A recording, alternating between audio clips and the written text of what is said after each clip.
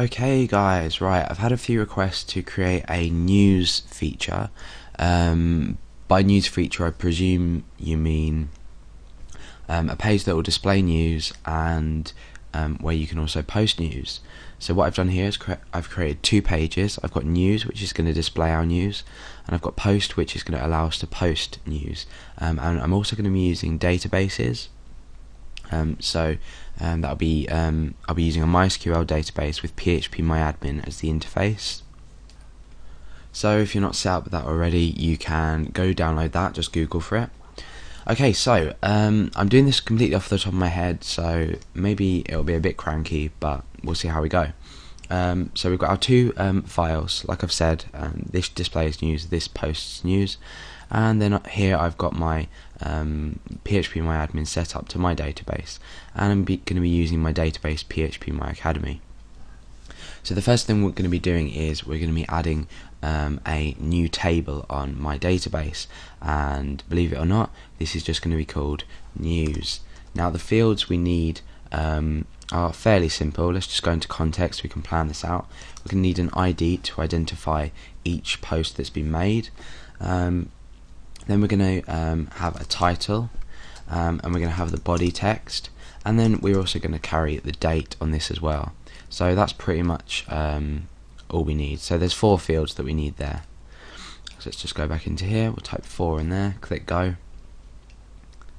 and then we can start planning them out. So the first is going to be an int, that's an ID.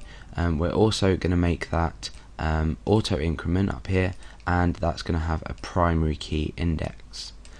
If you don't know what that means, the primary key index sets it as sort of a primary field. It helps if you have any sort of come into more complex databases. Also, I believe you need it to be a primary key before you set an auto increment. Okay, so the next one I said is the title. That's obviously going to be a varchar. You can make it a text type field here, but for the varchar you can save a bit of space, and let's say the maximum is, we'll say 100 characters. And then I'm going to have the body just here, and that's going to be a text, and we don't need to set a character limit for that. Okay, the date is obviously just going to be a date, a standard date format. And that's about it. Yep, that's our 4 fields done. So we can come wherever it is, and we can click save here. Okay, so we've made that, and there's our SQL code there, and we have created our table here. Okay, so this is our these are our 2 pages here. With the news, I'm going to start planning out the design. So that's pretty much just going to be HTML, and I'm going to have just a header. I mean, obviously you guys can go and make the design as you wish. I'm just going to have news there, and I'm going to have a horizontal line, and then here my news is going to be displayed. So obviously I'm going to create some PHP tags in there, and maybe another HR down there. So inside our PHP here, this is our content that we're going to show to the user.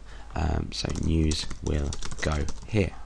So that pretty much makes sense. We've got a HTML design, and then we've got PHP embedded inside our design. Remember, as long as you've got a .php extension, or if your web server accepts .html with PHP inside it, then we're all good to go right here. So we can come into news.php. Oh no, I think I did that in post. Yeah, okay.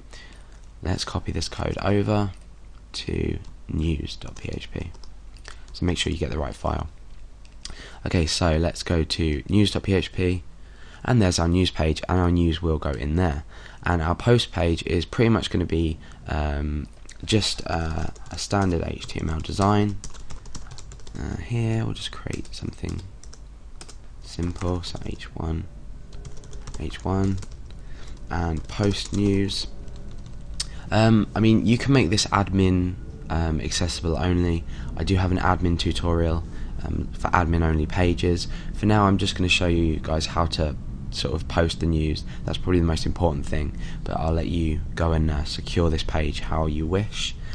So you've got post news, a horizontal line there, and we're going to have a horizontal line down there, and in here we're going to have a form. I'm going to make it very, very basic. So we're going to start and end our form.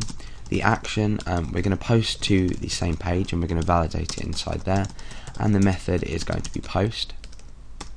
And then inside we're going to have, let's say title, breakdown, say input type is text, name, title, so that's pretty straightforward.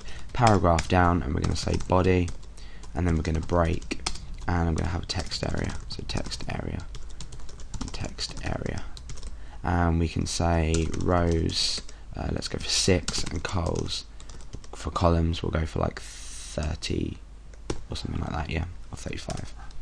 Okay, so paragraph down again, and we have an input type, and that's going to be submit, and the name is going to be post, and our value, which is what's going to be displayed, is post this news. Okay, so if we come into that, sorry if that was a bit of a rush, but there we are, post news. We've got title, body, and we've got post this news. So that's pretty much created straight away, really simply. Okay, so I'm just going to shove a, realise what I did there, that's a horizontal line to end that page, just to neaten everything out a bit. So we've got our main news page here, and we've got our post news here. So really all we need to do now is we need to create some kind of interface with the database. In this page, what we're going to be doing is getting the data from the database, and obviously in this page here we're going to be applying the data to the database, so we're going to be inserting data into the database. And this is surprisingly easy.